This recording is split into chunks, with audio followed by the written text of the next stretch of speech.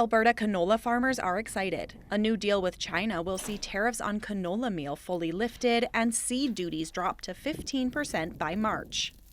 I'm excited that they did do something for farmers this year. Leroy Newman is a canola producer east of Okotoks. He says trade issues last year cost him about 15 to 20% of his premiums. But with the tariff relief, he says he's worried about retaliation from the states and that about 40% of his canola goes there.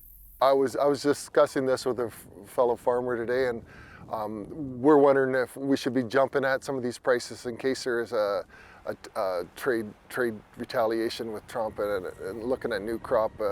We're getting close to $4 or $6.50 on our canola, and that's a good price to start selling some grain for new crop.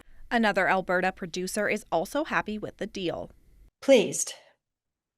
Very pleased. I'm very grateful.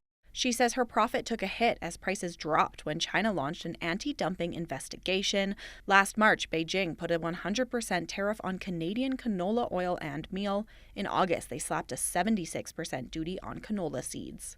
And then, of course, when the tariffs were announced, the prices have just dropped and dropped and dropped. China is the largest buyer of Canadian canola seed, worth about $4 billion in 2024, and McKee says those sales stopped over the past few months. She says canola prices are starting to bounce back.